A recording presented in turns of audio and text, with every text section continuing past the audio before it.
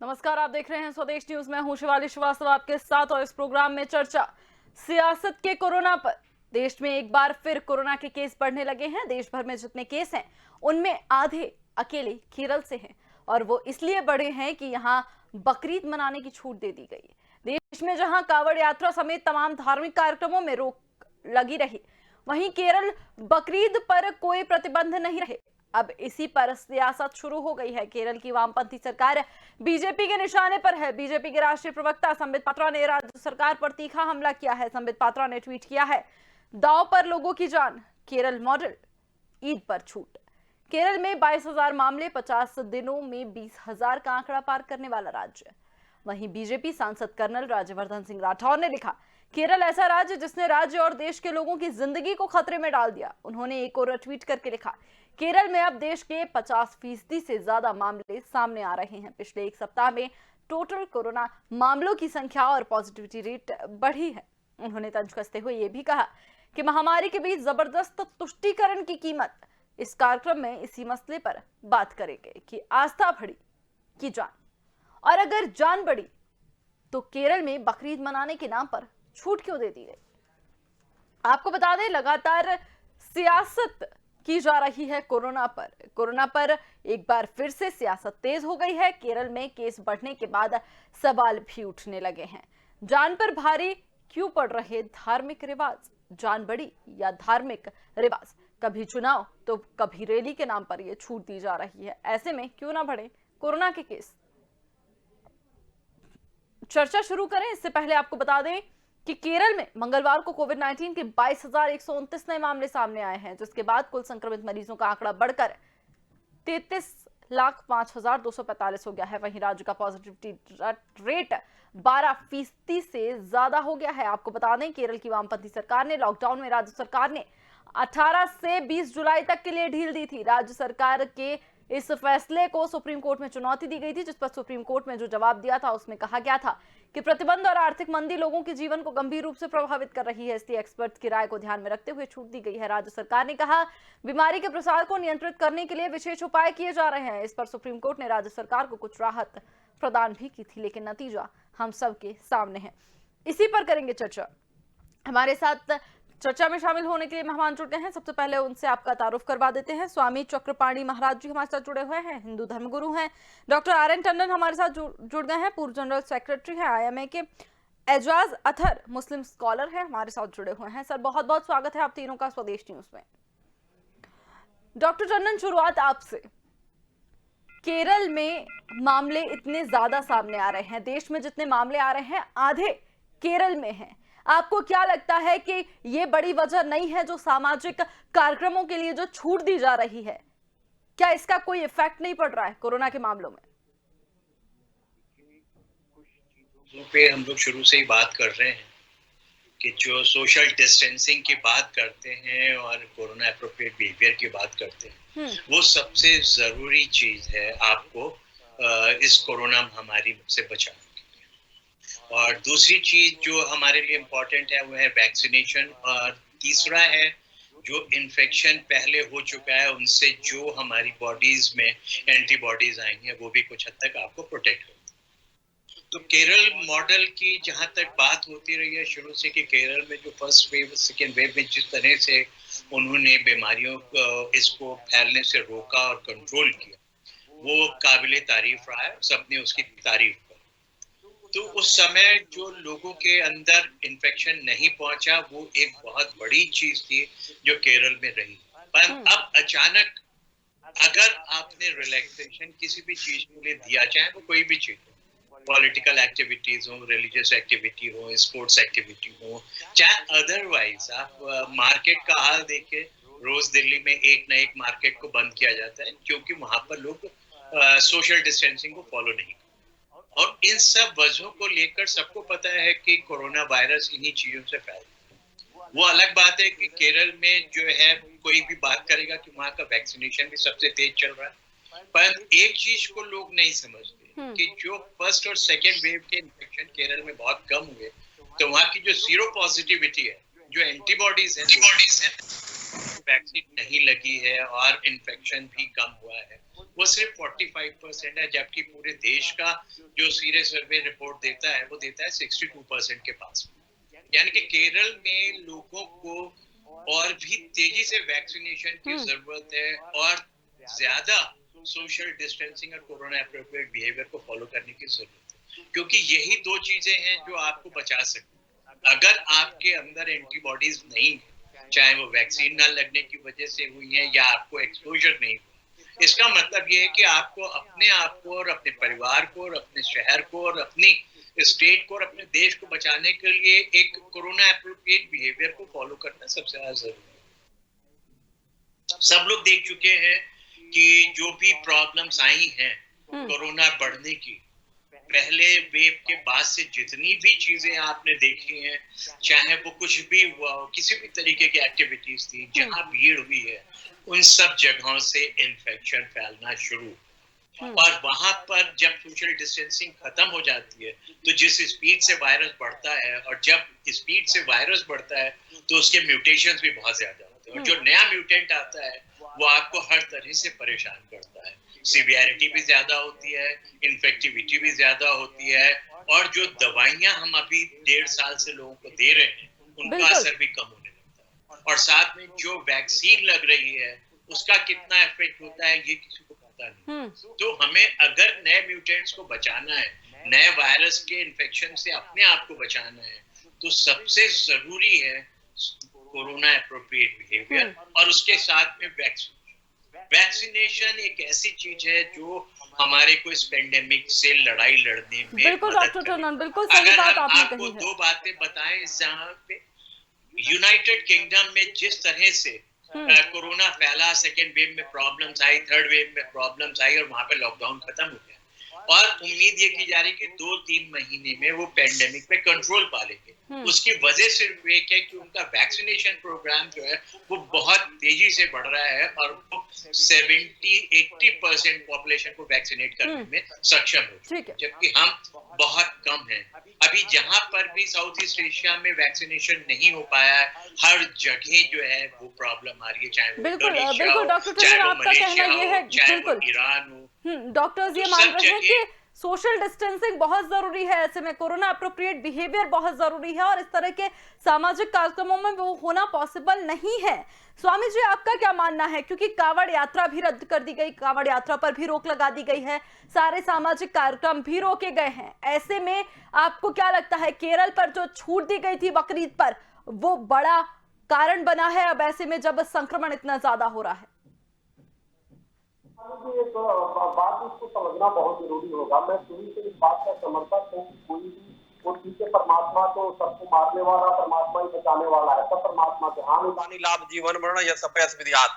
लेकिन जिस प्रकार से कुंभ में जैसे कुंभ की बात आई और उसके बाद उसको लेकर विवाद बनाया गया, उसके बाद देखो संतों ने तुरंत उसको विड्रा कर लिया प्रधानमंत्री जी के आह्वान पे, और जब ये कांवड़ की यात्रा हुई तो कांवड़ यात्रा में भी सरकार ने पूरी तरह रोका, उसको सबने स्वीकार कर लिया, जबकि मेरा मानना था कि प्रतीकात्मक रूप से किया जाए जो हो सकता है। लेकिन केरल में जिस प्रकार से 3 दिन का विशेष छूट दे दिया गया, ये तो बड़ा स्पष्ट था कि कोरोना को निमंत्रण देने वाली बात थी कि आप पूरी तरह आपने बाजार खोल दिया, सब कुछ खोल दिया। देखो यहाँ पे हिंदू मुस्लिम की बात नहीं है, यहाँ पे जिस प्रकार से मानवता या कोई भी व्यक्ति मरे तो हमारा अपना है ना, चाहे हिंदू हो या मुसलमान हो या ईसाई हो या कोई भी हो, तो इसलिए सबकी जान की हिफाजत होनी चाहिए। किसी का एक बेटा जाता है, किसी का पिता जाता है तो उतना ही दर्द होगा जितना हिंदू को होगा, मुसलमान को सबको बराबर होगा। तो इसलिए मेरा मानना था कि केरल में जिस प्रकार से तुष्टीकरण की एक राजनीति हुई और वहां के सरकार ने तुष्टीकरण किया और 3 दिनों तक छूट दे दिया और एक आईना दिखाने का काम किया कि देखो जी आपको तो कांवड़ का नहीं मिला, हम तो करेंगे।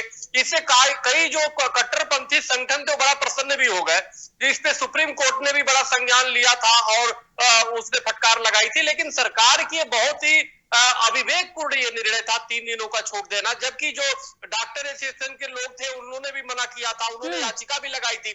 अभी डॉक्टर साहब जो बता रहे थे बहुत सही बात बता रहे थे, इसमें सबसे ज्यादा सोशल डिस्टेंसिंग बहुत ज्यादा महत्व रखता है, वैक्सीन महत्व रखता है, लेकिन उसकी धज्जियां उड़ाते हुए सीधे उन्होंने 3 दिन तक छूट दे दिया। तो ये 3 दिन तक छूट सिर्फ उत्सव का नहीं था बल्कि मातम के लिए छूट दे दिया। तो आप देखिए आज पूरे देश में जितने नहीं आ रहे केरल में उससे ज्यादा आ रहे हैं। तो ये बड़ा दुर्भाग्यपूर्ण है। आप हम ये एक विश्व की वैश्विक महामारी है, इससे हम सबकी जिम्मेदारी होती है कि सब लोग लड़े, लेकिन जिस प्रकार इसमें भी मजहबीकरण और इसमें भी तुष्टीकरण की जो राजनीति हो रही है ये बड़ा घातक है। एक तरफ तो बंगाल और उत्तर प्रदेश के चुनाव ने कितने लोगों को ले लिया, इससे भी सबक न लेकर के केरल सरकार ने 3 दिन की सरेआम छूट दे दी और उससे तो ये बड़ा दुर्भाग्यपूर्ण है, बहुत ही निंदनीय है और ये इसको खामियाजा केरल सरकार को भुगतना चाहिए और प्रदेश की सरकारों को इससे सीख लेते हुए पूरी एक कड़ाई से इसके पालन करना चाहिए। जो डॉक्टर एसोसिएशन या जो सरकार के गाइडलाइन आते हैं केंद्रीय स्तर पे उसको मानना चाहिए। यही देश हित में है, यही मानव हित में है, यही हिंदू मुस्लिम सबके हित में है, क्योंकि जब सभी लोग बचेगा तो ही ईद मनेगा, तो ही दीपावली मनेगा, तो ही होली मनेगा, तो ही कुंभ होगा। तो इसलिए कोई भी जाता है तो दुख और दर्द होता है। एजाज जी, आपको क्या लगता है बकरीद की छूट से बिगड़े हैं केरल में हालात?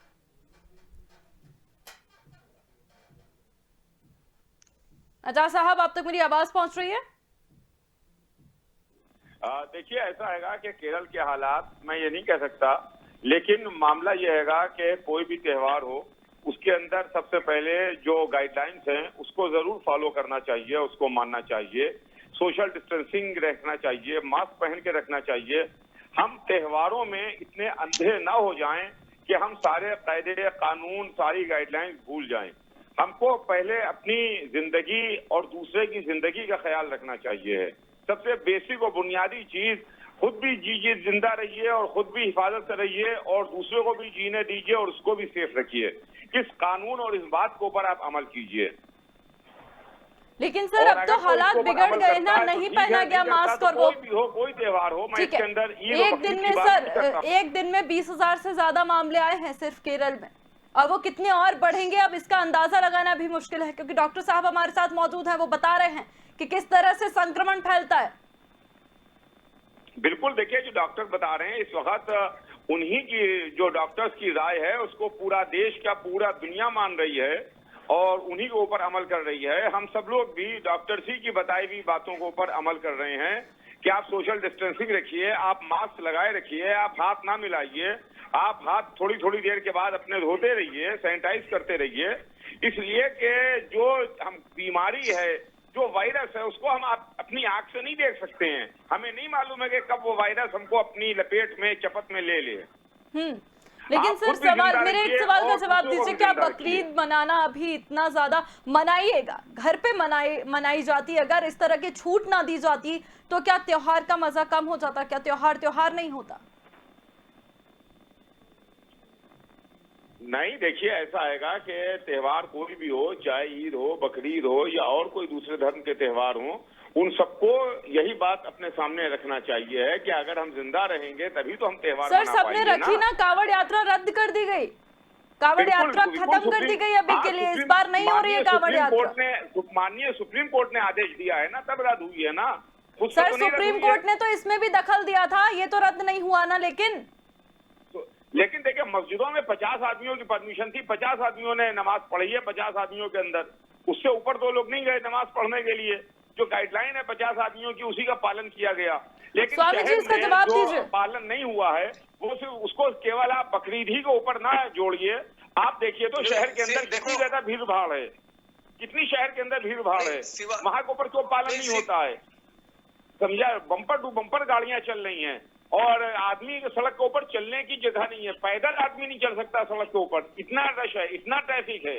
स्वामी जी वो मानने को तैयार नहीं है, वो कह रहे हैं कि ऐसा कुछ भी नहीं हुआ है। शिवाली जी देखो ऐसा है ना, एजाज साहब जो बोल रहे हैं शायद उनको पता नहीं है, जब उस समय 3 दिन की छूट हुई थी तो उसमें पूरी तरह बाजार भरे हुए थे, मस्जिद और स्थान भरे हुए थे, लोगों ने कोई भी सोशल डिस्टेंसिंग का पालन नहीं हुआ। सुनिए ना, अब इसका परिणाम आज शहर को, अभी केरल की जो बात हो रही है ना, केरल में जो 3 दिनों का छूट हुआ है जिसके कारण आप शायद पता नहीं ध्यान दिया कि नहीं, लेकिन पूरी तरह से वहां पे क्या स्थिति थी, लोग सोशल डिस्टेंसिंग की धज्जियां उड़ा दिया, कोई मास्क तक नहीं पहने था। आज बताइए किसी का भाई, किसी की बहन, किसी के कोई भी जा रहा है तो देश का वो जो नुकसान हो रहा है ना, तो कोई भी हताश हो रहा है, कोई भी कोरोना होगा, कितना वो परेशान और पीड़ा में वो परिवार के परिवार होंगे जिसको हो रहा है। तो कहीं ना कहीं सरकार जिम्मेदार है इस पाप का, कहीं ना जो लोग भी हताहत होंगे तो सरकार जिम्मेदार वहां की होगी। और इस पे सबसे बड़ी जो बुद्धिजीवी एजाज साहब आप जैसे लोग हैं, उसको विरोध करना चाहिए था सरकार का। ये कोर्ट का हर चीज कोर्ट ही करे, हर चीज आके कोठी रोके या कोठी चालू करे, ये नहीं, कुछ आपका भी दायित्व बनता है, सरकार का भी दायित्व बनता है, शासक संत और समाज तीनों का सबका दायित्व बनता है, डॉक्टर का दायित्व बनता है। अब डॉक्टर एएनएमआई जो संस्था है वो हर बार वो गाइडलाइन वो कर रहे थे, उनको डॉक्टरों का कहां तक इलाज का काम, वो बेचारे सुप्रीम कोर्ट पे जा रहे हैं, लेकिन फिर भी वहां की सरकारें मानने को तैयार नहीं, वहां के लोग मानने को तैयार नहीं कि नहीं हमें तो बकरीद पे छूट चाहिए। बकरीद तो एक त्याग के रूप में मनाया जाता है, क्या ये त्याग नहीं कर सकते? अब तो मानवता ही वहां पे पूरी तरह से संकट में आ गई। अब जिसको कोई जाएगा तो कितनी कष्ट होगा। तो इसलिए बड़ा ये दुर्भाग्यपूर्ण है, इसमें किसी प्रकार का मजहबी दृष्टिकोण से नहीं देखे जाने चाहिए था, ये मानवता की दृष्टिकोण से देखे जाना चाहिए था। आपकी इबादत, आपकी जो पूजा है, परमात्मा ऐसे स्वीकार कर लेगा, लेकिन जिस प्रकार से लापरवाही सरकार के सहयोग से हुआ है, तो निश्चित रूप से ये इतिहास में काले अक्षरों में लिखा जाएगा। बहुत ही दुर्भाग्यपूर्ण ये शिवालय हुआ है। और केरल आज देखो देश के सबसे ज्यादा कोविड आने वाला वो स्थान हो चुका है। बिल्कुल, हमारे साथ डॉक्टर मौजूद है। एजाज जी, मैं आपके पास लौटूंगी, लेकिन डॉक्टर साहब, जिस तरह से लगातार बातें हो रही हैं, आप मानते हैं इस बात को नहीं, क्योंकि आईएमए लगातार चेतावनी दे रहा है, विशेषज्ञ लगातार चेतावनी दे रहे हैं कि तीसरी लहर आने वाली है, लापरवाही ना बरतें, तीसरी लहर आएगी, लापरवाही ना बरतें। और ऐसे में जब इस तरह के छूट, न सिर्फ त्योहारों के लिए, चुनावी रैलियों के लिए भी हम बात करें, तो ऐसे में ऐसी छूट कितनी बड़ी परेशानी खड़ा कर सकती है, क्यों नहीं? और एक सवाल और, कि क्या सिर्फ सरकार पर ठीकरा फोड़ देने से हमारी जिम्मेदारी इस कोरोना काल में खत्म हो जा रही है?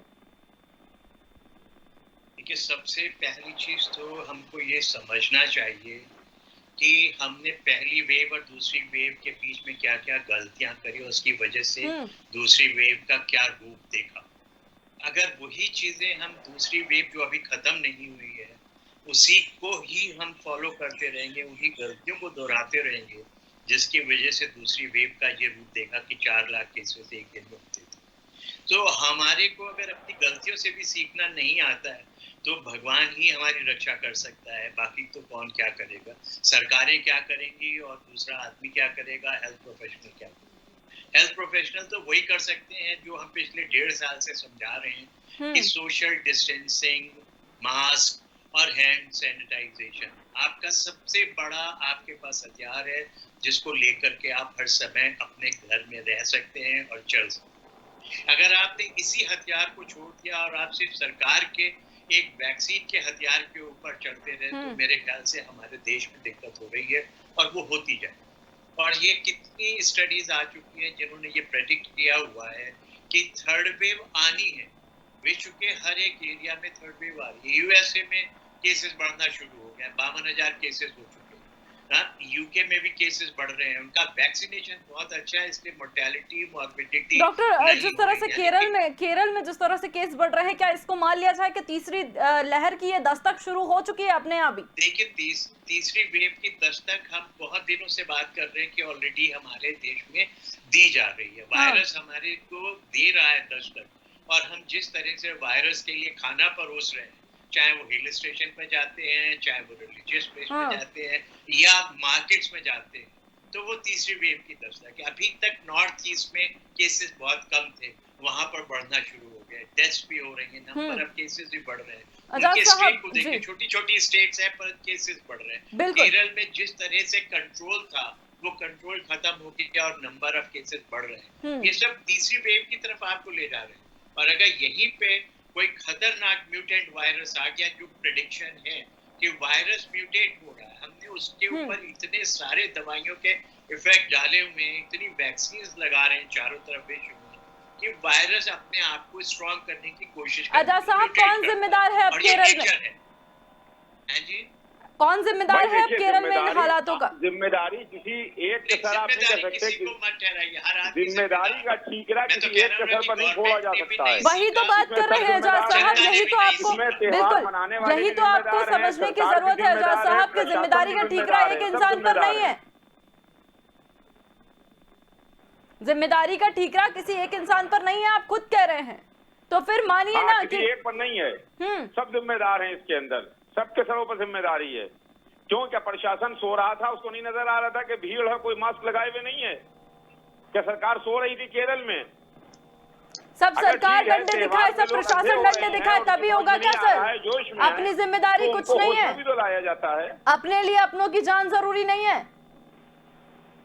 देखो शिवानी जी, 3 दिन का छूट देना ही सबसे बड़ा अपराध सरकार ने किया वहाँ की, और बाकी जो जनता ने जो किया वो तो किया ही, लेकिन कितनी दुख की बात है। को बचा लिया सर आपने अभी बात कही थी कि कांवड़ यात्रा पर भी जो किया जा रहा था, सुप्रीम कोर्ट ने जब दखल दिया उसको मना कर दिया गया। जो उनके संघ वाले थे उन्होंने आया, बात की और मना कर दिया कि नहीं होगी इस बार। क्यों नहीं ईद पर भी ये अप्लाई किया गया? नहीं, कांवड़ यात्रा के लिए तो देखिए माननीय सुप्रीम कोर्ट ने आदेश दिया है ना सर। दखल अंदाजी तो इसमें भी सुप्रीम कोर्ट की हुई थी ना, इसमें तो आईएमए ने भी चेतावनी दी थी, उन्होंने भी कहा था कि हम सुप्रीम कोर्ट जाएंगे अगर केरल में ऐसा हुआ तो। नहीं थी, लास्ट ईयर को इस तरह का त्योहार नहीं मनाया जा सका। लास्ट ईयर ना ईद मनाई जा सकी, ना बकरीद हो सकी, ना लास्ट ईयर मुहर्रम मनाया जा सका। सर तो लास्ट ईयर कोई कांवड़ यात्रा भी नहीं निकाली जा सकी, लास्ट ईयर कोई ऐसे कार्यक्रम नहीं मनाए जा सके, न कोई अमरनाथ यात्रा हुई, न कहीं रामलीला का मंचन हुआ, न कहीं नवरात्रि में जागरण का कार्यक्रम हुआ। और सर लास्ट ईयर की क्या बात कर रहे हैं हम? तीसरी लहर है सर, कोरोना अभी भी है। लास्ट ईयर हो, ये ईयर हो या आने वाला ईयर हो, अगर यही हालात रहे तो आने वाले ईयर में भी कुछ नहीं हो सकेगा। बिल्कुल सही कह रही हैं, मैं आपकी इस बात से सहमत हूँ। अगर आने वाले ईयर में हमें मनाने हैं त्योहार तो हमें इस ईयर थोड़ा कंट्रोल करके रहना पड़ेगा सर। बिल्कुल कंट्रोल करना पड़ेगा। इतनी जागरूकता पैदा की जा रही है, उसके बावजूद लोग जो है संभल नहीं रहे हैं। आप भी तो नहीं संभल रहे ना सर, आप भी तो बार बार बोल रहे हैं सुप्रीम कोर्ट ने दखल दिया तब बंद हुई, लेकिन आप बोलिए ना कि जिम्मेदारी है लोगों की। गलत बोला है? आप बोलिए कि लोगों की जिम्मेदारी है। जब एक त्योहार पर छूट देने के लिए मना कर दिया गया है, प्रतिबंध है, तो वहीं दूसरे त्योहारों पर क्यों छूट दी जा रही है? जो भी सरकार है, केंद्र सरकार हो या राज्य सरकारें हो, उनकी गाइडलाइन को पूरी तरीके से पालन करना चाहिए, 100% पालन होना चाहिए।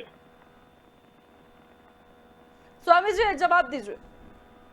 नहीं देखिए, इसमें कोई दो राय नहीं, पूरी जनता का भी हर व्यक्ति का एक कर्तव्य होता है, और खास तौर से उस समाज के जिम्मेदार व्यक्ति का भी दायित्व बनता है कि वो अपने समाज को जितना हो सके ये जो भी कोविड का प्रोटोकॉल है उसका पालन करे। और दूसरी, सरकार किसी भी तरीके से या कोई भी राजनीतिक पार्टियां किसी भी तरीके के तुष्टिकरण ना करे। कानून सबके लिए एक होना चाहिए, क्योंकि सवाल है कि ऐसा नहीं कि एक आदमी अगर मुझे कुछ हो गया तो मेरे को ही होगा, मेरे से 20 लोगों को फैलेगा, 20 से और लोगों को फैलेगा। तो इसलिए अगर हम दूसरे को थोड़ा भी हमारे अंदर किसी के प्रति हमारी प्रेम है तो हमारा एक कर्तव्य बनता है कि हम जो डॉक्टर साहब ने बताया सोशल डिस्टेंसिंग का पालन और जो भी गाइडलाइन होता है उसका पालन किया जाए। तो लेकिन हम किसी तरह से बचाव नहीं कर सकते। जैसे एजाज साहब सुप्रीम कोर्ट को बार बार टारगेट कर रहे हैं, हम ये रिक्वेस्ट करना चाहते हैं, आप ये देखो कि जब केरल में इतने संख्या में आ रही है, वो कोई भी हो, किसी भी जाति धर्म से जुड़े हुए हो, लेकिन आप सोचो उनके परिवार पे क्या गुजर रही होगी। सवाल ये उठता है सर कि सुप्रीम कोर्ट को दखल देने की जरूरत ही क्यों पड़ी? आपके धर्मगुरु भी तो आगे आकर इनिशिएट ले सकते थे ना, इनिशिएट लिया जा सकता था ना। उनके आदेश बता रहा हूँ सर। सवाल यह है कि सुप्रीम कोर्ट को दखल देने की जरूरत ही क्यों पड़ती है, और अगर दी जाती है तो उनके बात का, उनकी सलाह का कितना असर हुआ? मनाई गई ना बकरीद, खुलकर छूट दी गई 3 दिन की, और उस छूट का नतीजा अब आप भी केरल में भी भुगता जा रहा है और बाकी देश भी भुगतेगा।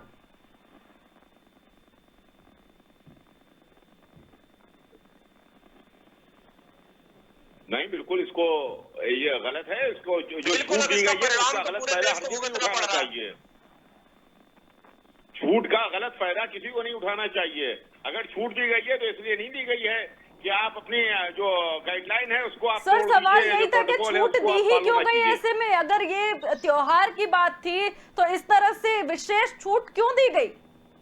जरूरत क्या थी? ये तो कांवड़ सरकार ने किया, यात्रा सरकार पूरी से तरह पूछिए, रुक आपको सकती दिया। है, रामलीला का केरल सरकार मंचन से पूरी सवाल तरह कीजिए आप। 2 सालों से रुकी सर हुई है। अपनी जब जिम्मेदारी जब है आप कि किसी भी नहीं? आप तो प्रकार ये का बार बार बोल कोई रहे हैं कि धार्मिक डंडा आयोजन लिए नहीं हो आपके रहा है, तो सामने आखिर पुलिस खड़ी रहे, आखिर बस बकरीद आप में तभी क्यों छूट मानेंगे। दे दी गई? आप तो इस तरह का तथ्य पेश कर रहे हैं सर, इस तरह का जवाब दे रहे हैं कि बस आप तो ये चाह रहे हैं कि पुलिस पूरे टाइम 24 घंटे सातों दिन डंडा नहीं, लेके हाथ में हरगिज़ खड़ी रहे, नहीं। तभी आप पालन मैंने ये करेंगे, कहा नहीं कि तो अगर आपके जागरूकता ऊपर छोड़ पैदा दिया की जाएगा गई है, तो पालन कितनी नहीं होगा। जागरूकता पैदा की गई है। अब अगर कोई आदमी नहीं मान रहा है तो उसका क्या इलाज है? क्या फिर तीसरी लहर आ जाए? नहीं मान रहा है तो उसका क्या इलाज है? ना मानने वालों का आप बताइए क्या इलाज है? वो सामाजिक द्रोही है, उसको कड़ी से कड़ी सजा देना चाहिए, उससे पुलिस भी कार्रवाई करे। समाज का भी दायित्व बनता है, जो समाज के जागरूक लोग हैं उसका बहिष्कार करे, उसको पालन कराने पे मजबूर करे, नहीं तो उसको सजा दिलाए। नहीं, ऐसे में जिम्मेदारी हमारी ये है कि हम ये बोल के पल्ला झाड़ लें। यह भी एक आतंकवाद है। शिवाली जो लोग कोरोना फैलाने का काम कर रहे हैं, ये भी एक आतंकवाद कर रहे हैं, समाज में फैलाने का काम कर रहे हैं, जो ये बड़ा दुर्भाग्यपूर्ण है। बिल्कुल दुर्भाग्यपूर्ण तो है ही ना, क्योंकि जिस तरह से देश भुगत रहा है, अभी दूसरी लहर भुगत रहा है, तीसरी लहर की आने की तैयारी है, डॉक्टर्स परेशान हो रहे हैं, दिन रात सेवा कर रहे हैं, लगातार चेतावनी दे रहे हैं, लगातार लक्षण बता रहे हैं, जागरूक कर रहे हैं, लेकिन क्या कर रहे हैं? हम मान ही नहीं रहे हैं। और ये हालात तब है जब लाखों की संख्या में पहले और दूसरे वेज में लोग चले गए, अपने जान गंवा दिया। जिम्मेदारी है सर, आप ये कह के पल्ला नहीं झाड़ सकते कि पिछले साल नहीं हो पाया था तो इस साल कर लिया। हालात ऐसे रहे तो अगले साल भी नहीं कर पाएंगे। जान जरूरी है सर, त्योहार बाद में मना लिए जाएंगे, लेकिन समझने वाली बात है सर, बहुत दुर्भाग्यपूर्ण है अगर देश के ये हालात है तो। खैर बहुत बहुत धन्यवाद आप तीनों का हमारे साथ जुड़ने के लिए। आपको बता दें कोरोना पर एक बार फिर सियासत शुरू हो गई है। केरल में केस बढ़ने के बाद सवाल उठते जा रहे हैं, लेकिन सवाल यही कि जान पर भारी क्यों पड़ रहे हैं धार्मिक रिवाज। इसी का जवाब लेने के लिए ये डिबेट रखी गई थी, जिसमें काफी सारे तथ्य भी सामने आए। मुझे दीजिए इजाजत, देखते रहिए स्वदेश न्यूज। नमस्कार।